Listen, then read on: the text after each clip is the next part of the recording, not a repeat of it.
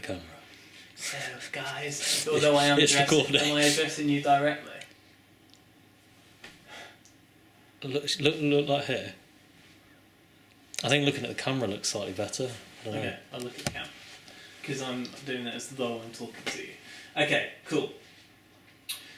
So, having had a look at your project and having had a review of it, I've been asked to discuss some of the audio techniques that you used and some of the audio techniques that you should have used if you had taken on board the information that I gave you beforehand. So we're going to have a look at a couple of the different situations. So the first is with Jeff, this interview situation. The audio is very good on this, actually. It's nicely compressed. It sounds nice and soft, as though you're having an actual conversation with a person in the room. There's a slight bit of background audio that you can hear, a little bit of buzzing that could be removed if you're in a proper studio environment, but to be honest, at this level, you've done a really good job with this particular interview. What you should have done is had a look at how you achieve that audio and how could we replicate that in each situation. So you want to keep some sort of level of consistency throughout the whole project. So for example, this interview with David Gauntlet is almost the exact opposite. So it sounds like he's in a massive booming echoey room, it's low quality, it's distorted slightly because you've obviously had to boost the volume.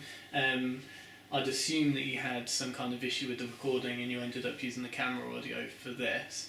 And the reason that's not ideal is because the microphone built into the camera isn't the best quality. What you wanted to use for this kind of situation is either the lapel mic clipped onto his shirt. It's an interview setting, we're not pretending that it's not, so it's okay to have a lapel mic clipped on, or to use the Rode shotgun mic into the H4n and just help to soften that sound a little bit. The better quality of the audio in the first place, the more you can do with it afterwards. So you can make it sound exactly how you want it if you recorded it in a perfect studio environment. Obviously here you're not in a perfect studio environment, but what you want to do is make sure that wherever the camera or microphone is pointing, there's nothing behind it that could cause a lot of background noise, such as, you know, if it's near a window you don't want a busy road outside, if there's a television on or a radio, or if there are people moving about or something like that. You want to try and eliminate that. Also, as soft a backdrop as you can put on,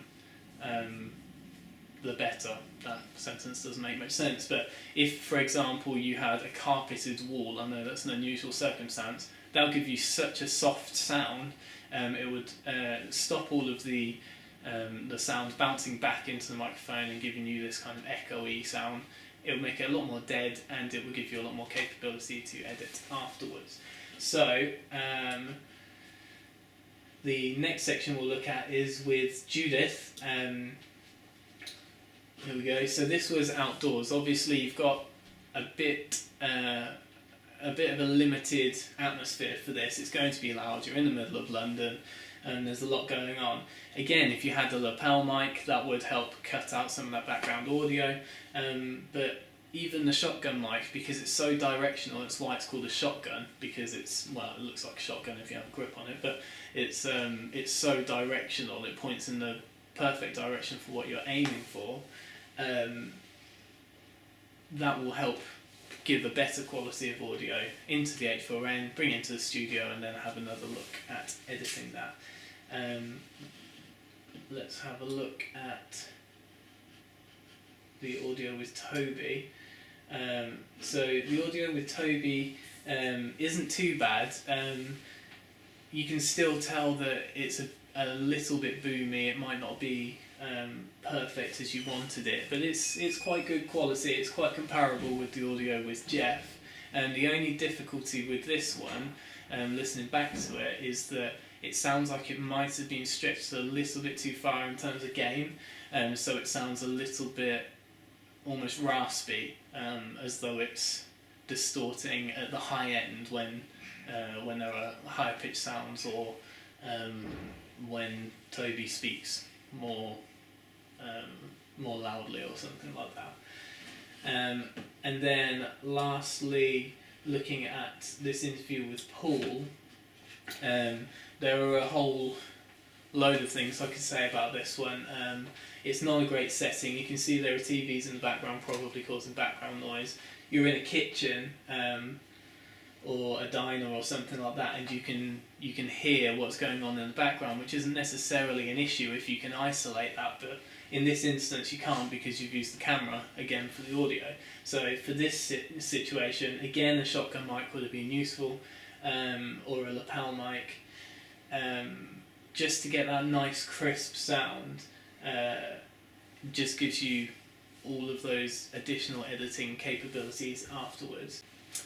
Okay, so the 3 tips that I would give you were you to come back and have another go at doing this. The first would be make sure you've got the correct equipment for the correct situation. I know you guys actually had a bit of a mishap with a few things, bits of equipment not working, that kind of thing. Make sure they're tested, make sure you've got fresh batteries in them, and make sure you're using the lapel mic when you need to, the shotgun mic when you need to, the H4n if you need to capture ambience, and try and avoid using the camera audio as best you can. The second is to, once you've got your recording, make sure you sit down in a quiet environment, studio environment preferably, and listen back with some decent headphones, which are now available. They weren't available when you were doing your editing. So we'll give you the benefit of the doubt with that one. And the third is to make sure your setting is good, so it's somewhere relatively quiet, there's not a lot of background noise. If there's something really loud going on, then just ask your model to pause for a moment, just so that you can wait for that sound to clear if an aeroplane goes past, or a loud lorry or something like that, and then just ask them to continue or to carry on that sentence again. So yeah, if you were to redo it, those would be the things that I would recommend you to work on.